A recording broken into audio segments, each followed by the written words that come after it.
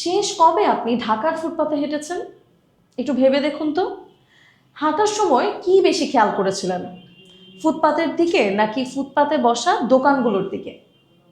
একবার চোখ বন্ধ করে কল্পনা করুন, কেউ অফিসে দেরি হয়ে যাচ্ছে বলে তাড়াহুড়ো করে হেঁটে যাচ্ছে, আর ঠিক পাশেই কেউ 50 টাকার জন্য দরদাম করছে। এই দুই দৃশ্য একই জায়গায়, একই সময়ে। অদ্ভুত না? কিন্তু প্রশ্ন হচ্ছে, এই ফুটপাত আসলে কার? পথচারীর নাকি হকারদের? শহরের সবচেয়ে বড় দৃশ্যমান অথচ সবচেয়ে অদৃশ্য শ্রমজীবী হলেন হকার। আমরা অনেকেই বিরক্ত হই যখন দেখি ফুটপাতের অর্ধেকটাই দখল হয়ে গেছে, হাঁটার জায়গা নেই, ঠেলাঠেলি, মনে হয় সব সরিয়ে দিলেই ভালো। কিন্তু একটু থামুন, আপনি কি কখনো ফুটপাত থেকে কিছু কেনেননি? এই সুবিধাটাও কি আমরা উপভোগ করি না? জীবনে একবারও ফুটপাত থেকে কিছু কেনেননি এমন মানুষ খুঁজে পাওয়া সত্যিই কঠিন। কখনো সস্তা বলে, কখনো হাতের কাছে আছে বলে, কখনো বা দরদামের আনন্দে আমরা সবাই কোনো না কোনো সময় এই অনানুষ্ঠানিক বাজারের অংশ হয়েছি। অথচ এই আমরাই আবার হাঁটার সময় বিরক্ত হই যখন ফুটপাতের অর্ধেক জায়গা জুড়ে থাকে দোকান। এই জায়গাটাতেই দ্বন্দ্বটা। হকাররা যেমন সমস্যা, তেমনি তারা প্রয়োজনও। এখন ভাবুন, যদি একদিনে সব হকার উধাও হয়ে যায়, ফুটপাত একদম পরিষ্কার, চলাফেরা আরামে হচ্ছে, কিন্তু তারপর যে মানুষটা প্রতিদিন ফুটপাতে দাঁড়িয়ে 500 থেকে 1000 টাকা আয় করত, সে কোথায় যাবে? তার পরিবারের খাবারটা আসবে কোথা থেকে?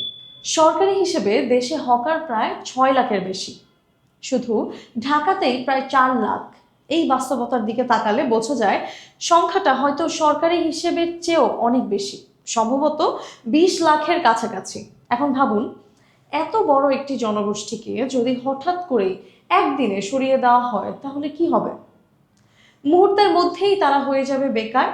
শুধু তারা নয়, তাদের উপর নির্ভরশীল অন্তত 1 কোটি মানুষ পড়ে যাবে অনিশ্চয়তার মুখে। অর্থনীতির দৃষ্টিতে এটাকে বলা যায় এক ধরনের চেইন রিয়াকশন, আর বাস্তবে এটা রূপ নেয় সামাজিক অস্থিরতায়। কারণ যার জীবিকা হঠাৎ বন্ধ হয়ে যায়, সে তো বসে থাকে না, বেঁচে থাকার তাগিদে সে অন্য কোনো পথ খুঁজে নেয়, যা সব সময় সঠিক নাও হতে পারে।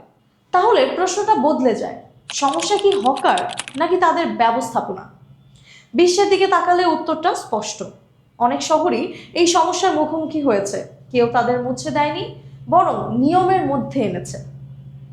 আমাদের দেশের সমস্যা আরেক জায়গায়। অনেক হকার নিয়মের বাইরে, আবার নিয়মের ভেতরে আসারও সুযোগ পাচ্ছে না।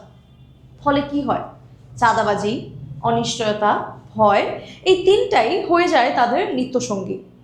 আপনি কি জানেন, গুলিস্তান সহ বিভিন্ন এলাকায় হকারদের সঙ্গে কথা বলে জানা যায় যে মাসে প্রায় 40,000 টাকা শুধু চাঁদা দিতে হয় তাদের। এই টাকার কোনো অংশই পায় না সরকার, পায় কিছু অসাধু ব্যক্তি।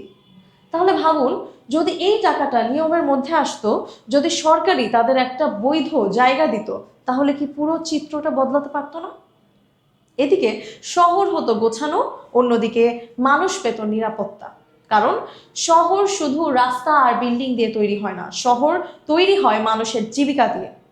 নতুন সরকার দায়িত্ব নেওয়ার পর যে হকার উচ্ছেদের সিদ্ধান্ত নেওয়া হয়েছিল, সেটি নিঃসন্দেহে ছিল তাড়াহুড়োর ওপর। তবে প্রধানমন্ত্রীর হস্তক্ষেপে এখন একটি বাস্তবসম্মত পথ উন্মুক্ত হয়েছে। এখন প্রয়োজন পরিকল্পনা, সমন্বয় এবং বাস্তবায়ন। কারণ সমস্যাকে মুছে ফেলা যায় না, তাকে পরিচালনা করতে হয়। আপনি কি ভাবছেন, সমাধান কোথায়? কমেন্টে জানাতে ভুলবেন না, কারণ এই শহরটা আপনার, আমার, সবার।